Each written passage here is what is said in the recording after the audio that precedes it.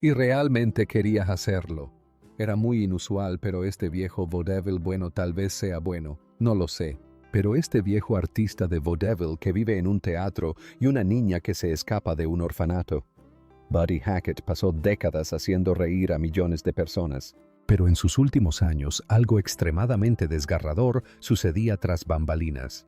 Su cuerpo le fallaba de maneras que jamás habría podido predecir. Y tras las devastadoras advertencias de sus médicos, advertencias que él optó por ignorar, el tiempo comenzó a correr. La mujer que lo había amado durante casi 5 décadas se quedó allí observando, impotente, desconsolada y completamente desprevenida ante la tragedia que se desarrollaba. Y cuando finalmente llegó el final, ocurrió de una manera que nadie podría haber imaginado. El nacimiento de un ícono de la comedia. Buddy Hackett pasó décadas actuando ante multitudes que llenaban los teatros, haciendo que millones de personas se desternillaran de risa. Compartió escenario con leyendas, protagonizó clásicos de Hollywood y se convirtió en uno de los rostros más reconocibles de la comedia estadounidense. Pero el capítulo final de su vida no se parecía en nada a sus días de gloria. Las risas cesaron, las multitudes desaparecieron. Y lo que le sucedió al final distó tanto de su mejor momento que la mayoría de los fans jamás han escuchado la verdadera historia. Buddy Hackett nació en Brooklyn el 31 de agosto de 1924 con un nombre completamente diferente. Sus padres lo llamaron Leonard Hacker. Su padre Philip se ganaba la vida tapizando muebles y trasteando con inventos que nunca llegaban a funcionar del todo. Su madre trabajaba en la industria textil, cosiendo ropa para familias ajenas mientras criaba a la suya. No eran ricos ni estaban relacionados con el mundo del espectáculo. Eran inmigrantes judíos que intentaban darle a su hijo una vida mejor que la que ellos habían tenido. Ese hijo encontraría la manera de salir de Brooklyn, pero no a través de la educación ni del trabajo duro en el sentido convencional. Saldría de allí riéndose. Cuando Leonard era un niño pequeño, su rostro dejó de funcionar correctamente. Desarrolló un caso grave de parálisis de Bell, una afección que paraliza los nervios de un lado de la cara. Para la mayoría de los niños, esto habría sido motivo de vergüenza o aislamiento. Para Leonard se convirtió en la base de toda su identidad. La parálisis le dejó la boca asimétrica, ladeada hacia un lado. Esto le provocaba un habla arrastrada, una cualidad vocal que sonaba como si se divirtiera perpetuamente con sus propias palabras. No habría podido corregirlo aunque hubiera querido. Y finalmente dejó de quererlo. Aprendió a usar lo que tenía. Había otro rasgo físico que marcó su infancia. Leonard tenía un sobrepeso severo. En un barrio donde la dureza importaba y los chicos se medían por sus puños, su cuerpo lo convirtió en un blanco fácil. Los matones lo acosaban con frecuencia. Pero Leonard descubrió pronto que podía desarmarlos con palabras. Podía hacerlos reír. Podía decir algo tan inesperado, tan oportuno, que la ira se disipaba de una confrontación antes de que se tornara violenta. La comedia se convirtió en su escudo. Luego se convirtió en su arma y finalmente en su profesión. Creció en un Brooklyn que producía talentos extraordinarios en abundancia. Su vecino era un chico llamado Sandy Koufax, quien se convertiría en uno de los mejores lanzadores de la historia del béisbol. Los dos chicos del barrio tomaron caminos diferentes, uno hacia la Serie Mundial, el otro hacia el escenario. Pero ambos aprendieron la misma lección sobre la presión y el rendimiento. Cuando estás frente a una multitud, no hay lugar para el miedo. Desafortunadamente, la Segunda Guerra Mundial lo interrumpió todo. Buddy pasó 3 años en el ejército de los Estados Unidos, sirviendo en una batería antiaérea. No se dedicó a la comedia durante esos años, pero la disciplina del servicio militar le aportó algo que necesitaría más adelante. La capacidad de trabajar a pesar del cansancio, de presentarse cada noche sin importar cómo se sintiera, y de tratar la comedia no como inspiración, sino como trabajo. Cuando terminó la guerra, volvió a casa listo para trabajar. Empezó donde todos los aspirantes a comediantes empezaron en aquellos años, el Borscht Belt. El circuito de estaciones de esquí de las montañas Catskill era un campo de pruebas brutal. El público estaba cansado, la paga era pésima y las condiciones precarias. Hackett dormía en sótanos. Actuaba en habitaciones donde la única compensación era una comida gratis. En algún momento cambió su nombre sustituyendo Leonard Hacker por uno que sonara más amigable, más accesible y más propio de alguien con quien te gustaría tomar una copa. Buddy Hackett nació en esos pequeños clubes nocturnos llenos de humo, un chiste a la vez. El gran éxito llegó en diciembre de 1954. Hackett hizo su debut en Broadway en una farsa llamada Lunatics and Lovers, escrita por Sidney Kingsley. La obra se representó durante 336 funciones, lo que significaba que Hackett interpretaba el mismo material noche tras noche durante casi un año entero. Los críticos se fijaron en su sentido del ritmo corporal. No se limitaba a contar chistes, sino que los vivía utilizando su cuerpo, su rostro asimétrico y su voz arrastrada como instrumentos. El público de Broadway nunca había visto a nadie como él. Hollywood no tardó en llamarlo. Hackett consiguió papeles en películas que se han convertido en clásicos. Interpretó a Marcellus Washburn en The Music Man en 1962, demostrando su valía frente a Robert Preston. Interpretó a Benji Benjamin en It's a Mad, Mad, Mad, Mad World en 1963, una comedia coral caótica que sigue siendo un hito de su género. Estos papeles lo hicieron famoso, pero no lo hicieron rico como la gente suponía. Hackett trabajó constantemente porque tenía que hacerlo. También encontró una segunda carrera como portavoz publicitario. En 1968 sucedió a Bert Lahr como imagen de las patatas fritas Lay's. El eslogan era sencillo e inolvidable: "Nadie puede comer solo una". Hackett lo pronunció con tanta convicción que la frase se incorporó al vocabulario cultural. Filmó esos comerciales durante 3 años. Y durante 3 años los hogares estadounidenses vieron su rostro cada vez que abrían una bolsa de papas fritas. Una generación posterior lo conocería mejor como su voz. Disney eligió a Hackett para interpretar a Scuttle la gaviota en La Sirenita en 1989. Tenía 65 años mucho después de su apogeo comercial, pero su voz no había perdido nada de su carácter. Niños que nunca lo habían visto antes, El público reconoció a Scuttle de inmediato. Hackett había encontrado la manera de llegar a las audiencias durante 4 décadas sin cambiar jamás su estilo. Siempre fue él mismo, ya fuera en Broadway en Hollywood o dentro de una gaviota de dibujos animados. A finales de la década de 1990, seguía trabajando.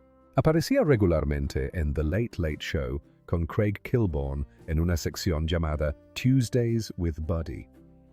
Parecía inmortal, incansable e indestructible. Pero el mismo cuerpo que lo había acompañado durante 6 décadas de comedia escondía un peligro que ningún espectador podía ver. Y la mujer que lo amaba, la esposa que permaneció a su lado durante todo el proceso, lo vería todo suceder de una manera que nadie podría haber predicho. La mujer que lo apoyó. Antes de Sherry Cohen, la vida amorosa de Buddy Hackett apenas merecía ser mencionada. Salía con chicas de vez en cuando, sobre todo con mujeres que conocía en los clubes de comedia de Nueva York. Pero nada prosperaba. El problema no era la falta de interés. El problema era el propio Buddy. Tenía profundas inseguridades sobre su aspecto. De esas que nunca sanan del todo, por mucho que la gente se ría de tus chistes. Pasó su infancia siendo objeto de burlas por su peso y su rostro. El éxito no borró esos recuerdos. Simplemente le dio algo tras lo que esconderse. Así que se volcó en su carrera y se dijo a sí mismo que el romance podía esperar. Entonces conoció a Sherry.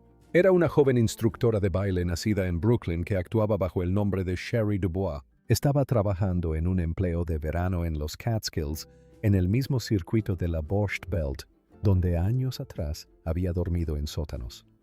El entorno era humilde, pero la conexión fue inmediata. Buddy vio algo en ella que no tenía nada que ver con las luces brillantes del mundo del espectáculo. Ambos eran de Brooklyn.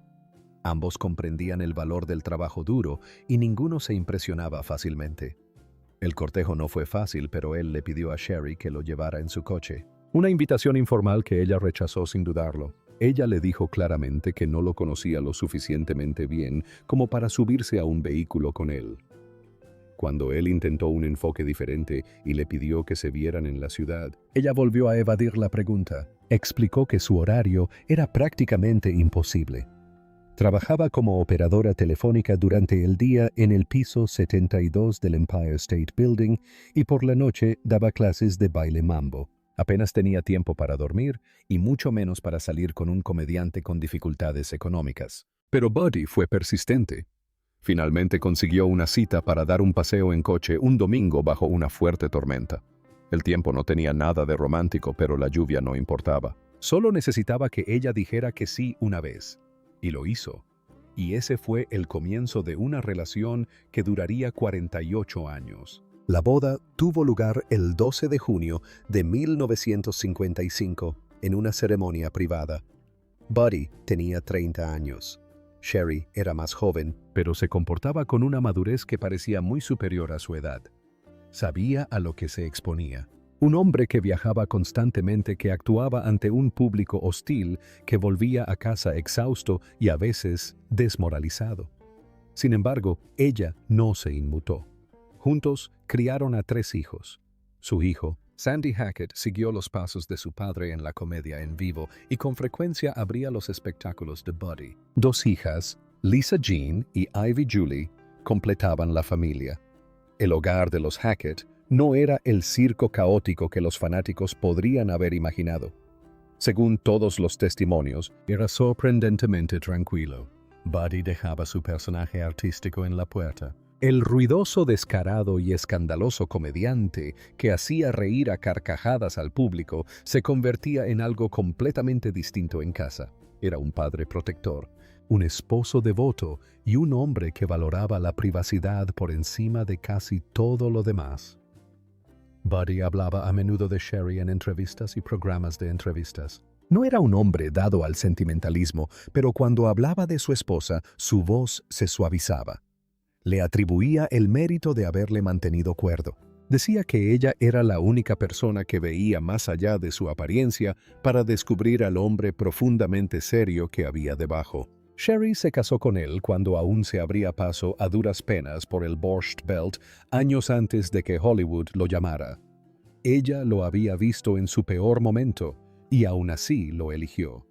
Sherry, por su parte, pintó un retrato de un hombre al que pocos fans llegaron a ver. Ella describió a Buddy como increíblemente callado, en casa, muy sensible al estado de ánimo de quienes lo rodeaban y ferozmente protector de su familia.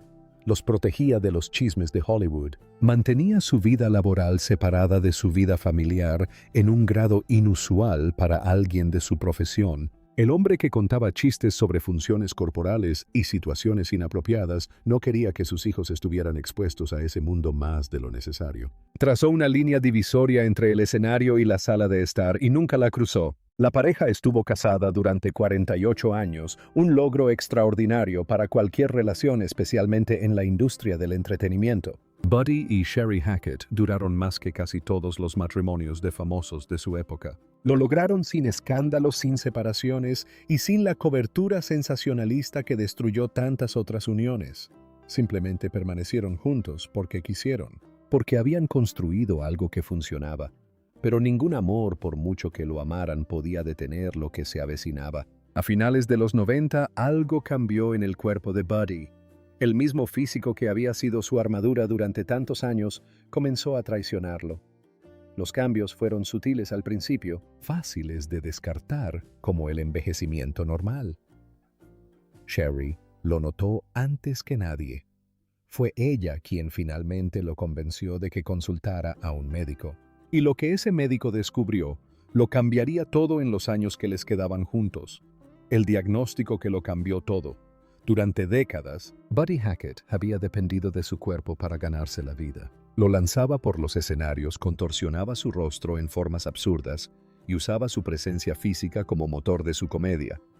Pero a principios de la década de 1990, el cuerpo que tan bien le había servido durante tanto tiempo le envió un mensaje que no pudo ignorar.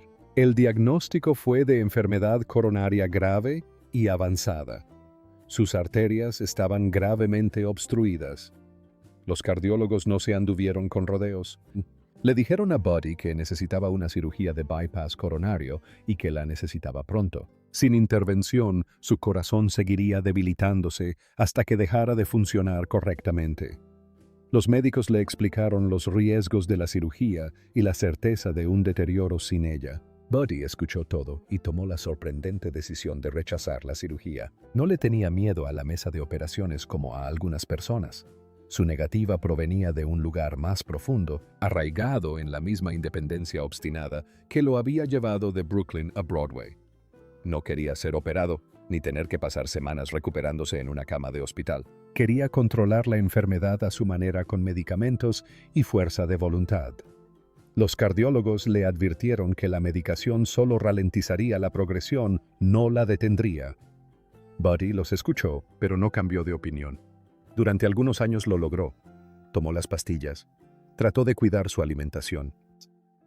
Siguió trabajando porque trabajar era lo que siempre había hecho cuando la vida se ponía difícil. Pero el cuerpo no negocia. En 1996, la ilusión de control se hizo añicos en un escenario frente a un público en vivo. Buddy estaba en medio de una actuación cuando algo salió mal. Sintió una oleada aguda de mareo tan intensa que la habitación pareció dar vueltas. No podía respirar y sentía opresión en el pecho. Para un hombre que había pasado décadas dominando escenarios, que nunca había olvidado una línea ni perdido al público, la sensación de perder el control en pleno espectáculo fue más aterradora que los propios síntomas físicos. Detuvo la función, abandonó el escenario y no regresó. Esa noche marcó el final de su carrera como solista de giras.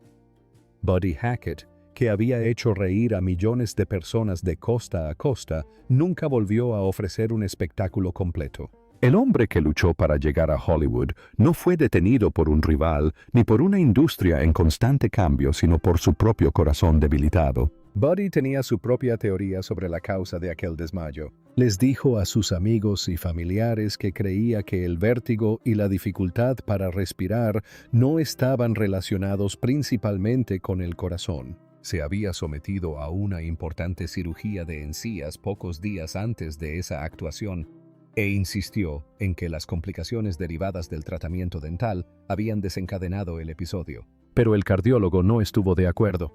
Señalaron sus arterias obstruidas y su negativa a someterse a una cirugía de bypass como los verdaderos culpables. Sin embargo, Buddy siempre había confiado más en sus propios instintos que en las opiniones de los médicos y se aferró a su teoría dental hasta el final. Había otra afección latente de la que Buddy no hablaba públicamente. Le habían diagnosticado diabetes tipo 2 grave y progresiva. La enfermedad había estado avanzando durante años, dañando silenciosamente su sistema circulatorio mientras él se concentraba en su corazón. La diabetes y las enfermedades cardíacas son una combinación devastadora. Cada una empeora a la otra. La diabetes comprometió su circulación sanguínea, lo que supuso una presión adicional para su corazón, que ya estaba debilitado. Su cuerpo libraba una guerra en dos frentes y estaba en desventaja numérica. Los cambios físicos se volvieron imposibles de ocultar. Su peso fluctuaba enormemente, subiendo y bajando a medida que sus medicamentos y su apetito luchaban contra su metabolismo. Su respiración empeoró. Tareas sencillas que antes no requerían ningún esfuerzo se convirtieron en odisea. Caminar por una habitación lo dejaba sin aliento.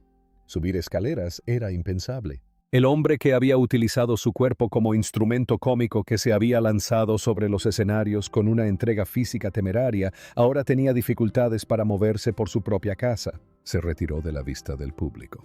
Al cabo de un tiempo, las invitaciones dejaron de llegar, pero incluso cuando llegaban, Buddy las rechazaba. Desarrolló una profunda ansiedad por el deterioro de sus capacidades físicas. No quería que la gente lo viera en lo que se había convertido. Quería ser recordado como el hombre del escenario, no como el hombre en silla de ruedas. Así que se quedó en casa, vio a algunas personas y habló con Sherry y sus hijos. Hubo una pérdida que dolió más de lo que la mayoría de la gente entendía. Buddy había sido un ávido coleccionista de armas de fuego durante décadas. Amaba la artesanía, la historia y el ritual de limpiar y mantener su colección. Pero a medida que su fragilidad aumentaba y su salud se volvía inestable, tomó una decisión difícil. Buddy vendió toda su colección privada de armas. Sus amigos cercanos comentaron que la venta le causó un gran impacto emocional. No se trataba de la colección en sí, sino de lo que representaba: su independencia, competencia y capacidad para valerse por sí mismo. Dejarlos ir fue como admitir que el hombre fuerte que había sido nunca volvería. A finales de la década de 1990, Buddy Hackett era solo una sombra del artista que había llenado teatros e hecho reír a generaciones. Los días de gloria eran un recuerdo lejano. Lo que quedaba era un declive silencioso y doloroso que Sherry veía desarrollarse día tras día. Ella había estado a su lado durante más de 4 décadas. No iba a abandonarlo ahora, pero ni siquiera ella pudo prepararse para lo que sucedió después. Los últimos días de la vida de Buddy Hackett traerían una tragedia que nadie vio venir, y las circunstancias de su muerte plantearían interrogantes que nunca han sido respondidas por completo. Los trágicos últimos días de Buddy Hackett. En sus últimos años juntos, Buddy Hackett y Sherry se alejaron de la industria del entretenimiento.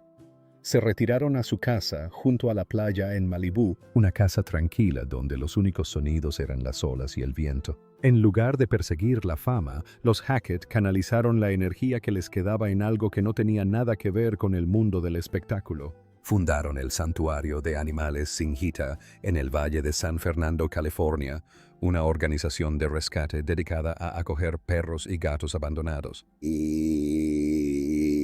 El santuario se convirtió en su misión compartida. Buddy, que había dedicado su vida a hacer reír a la gente, ahora pasaba sus días consolando a animales que solo habían conocido el abandono. Los alimentaba, limpiaba sus recintos y se sentaba con ellos en tranquila compañía. El trabajo era duro y poco reconocido, pero él disfrutó cada minuto. Tras abandonar los escenarios comerciales en 1996, Buddy hizo una sola excepción a su retiro de las actuaciones en vivo: aceptó hacer monólogos cómicos en las galas benéficas anuales de Singita. No eran espectáculos glamorosos. No había cámaras, ni críticos, ni gente del sector. Solo Buddy en un pequeño escenario frente a personas que habían donado dinero para salvar animales. Entregó todo lo que le quedaba en esas actuaciones. No por los aplausos, sino por la causa. Cuando terminaron las recaudaciones de fondos, regresó a Malibú y no volvió a actuar. El final llegó rápidamente. Aproximadamente una semana antes de su muerte, Buddy sufrió un derrame cerebral grave y debilitante. El derrame cerebral acabó con la poca fuerza física que había logrado conservar. Le arrebató la movilidad, la energía y finalmente la voluntad de seguir luchando. Sherry a su lado, como lo había hecho durante 48 años. El último fin de semana de junio de 2003, Buddy Hackett estaba en su casa de playa en Malibú. Los detalles de sus últimas horas son escasos, en parte porque la familia solicitó privacidad y en parte porque no hubo ningún acontecimiento público que reportar. Falleció en algún momento entre la noche del domingo 29 de junio y la madrugada del lunes 30 de junio. Sus familiares lo encontraron en la casa. No hubo ninguna carrera en ambulancia hacia el hospital. Simplemente falleció. La evaluación médica formal determinó que la causa de la muerte fueron complicaciones graves derivadas directamente de la diabetes y una enfermedad cardíaca crónica. Las mismas dolencias que le habían diagnosticado años atrás, las mismas que se había negado a tratar con cirugía, finalmente lo alcanzaron. Los cardiólogos le habían advertido que la medicación solo ralentizaría su progresión, no la detendría. Tenían razón. De acuerdo con sus últimas voluntades, el cuerpo de Buddy Hackett fue incinerado. No quería un entierro público. No quería una tumba que los fans pudieran visitar. Quería ser reducido a cenizas y que su familia lo conservara lejos de las cámaras y las multitudes. Y eso fue exactamente lo que sucedió. Sus restos quedaron al cuidado de las personas que más lo habían amado.